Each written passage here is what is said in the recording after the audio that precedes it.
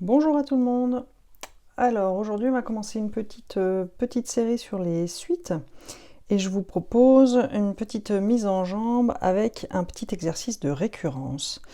Donc pour ça on va prouver cette égalité, que la somme pour P allant de 1 à n de P fois P plus 1 est égale à ça, n plus 1, n plus 2 sur 3, pour tout n antinaturel non nul.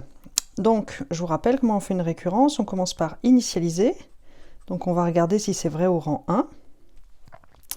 Alors au rang 1, on va regarder le terme de gauche. Qu'est-ce qui nous dit le terme de gauche? Donc ça fait somme P égale 1 à 1 de P fois P plus 1. Donc il n'y a qu'un seul terme dans la somme, c'est 1. Donc ça fait 1 fois 1 plus 1, c'est-à-dire 2. Et donc ça fait 2. On va regarder le terme de droite. Pour n égale 1, donc ça fait 1 fois 2 fois 3 divisé par 3. Donc les 3 s'en vont et il reste 2 aussi. On a bien égalité entre gauche et droite et donc c'est OK au rang 1. On va maintenant passer à l'hérédité. Hérédité, ça veut dire on suppose que la proposition est vraie jusqu'au rang n et on va prouver qu'elle est vraie au rang n plus 1. Donc on suppose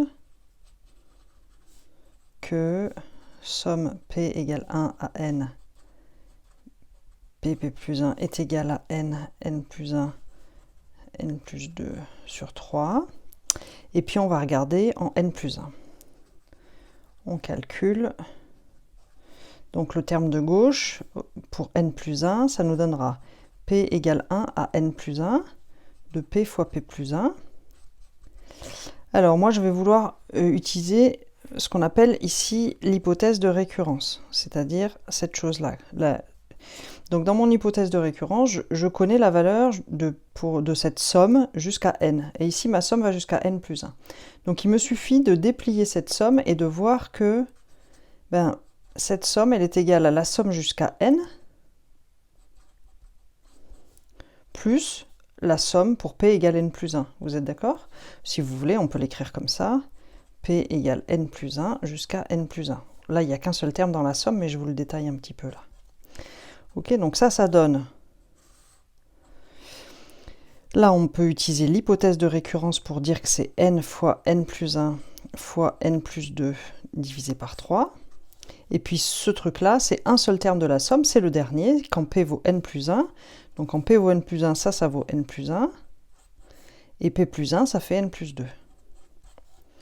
Donc là, on va simplement calculer, et pour faire ça, on va juste mettre au même dénominateur, et on peut voir qu'on a des choses en commun qui sont n plus 1 et n plus 2. Donc on factorise, on met n plus 1, n plus 2 en facteur, et on regarde qu'est-ce qui reste, n sur 3 plus 1. Donc n sur 3 plus 1, on va le mettre sur une fraction. n plus 1, n plus 2, n sur 3 plus 1, si on met tout ça sur 3, ça va nous faire n plus 3 sur 3. Vous êtes d'accord? Parce que ici, ça fait 3 sur 3 et on met au même dénominateur. Donc au final, ça fait n plus 1, n plus 2, n plus 3 sur 3. Et qu'est-ce qu'on peut remarquer? C'est que ce n plus 1, n plus 2, n plus 3, c'est exactement ce qu'il y a là au rang n plus 1.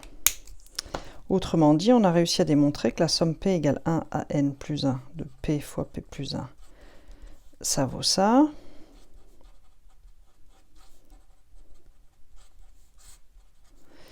Et ça, c'est la formule au rang m plus 1. Ok? Donc là, on rédige la conclusion proprement. Conclusion. La formule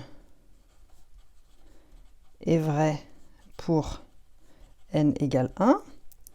Et ensuite, on a vu que si elle est vraie pour n supérieur à 1, alors elle est vraie, on a fait l'hérédité en n plus 1.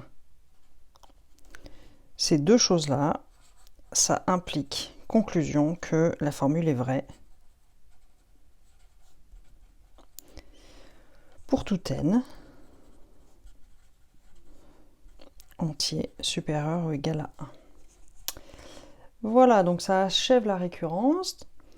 j'espère que c'était assez clair pour vous, que ça vous convient, et on continuera plus tard pour d'autres vidéos sur les suites. Belle journée!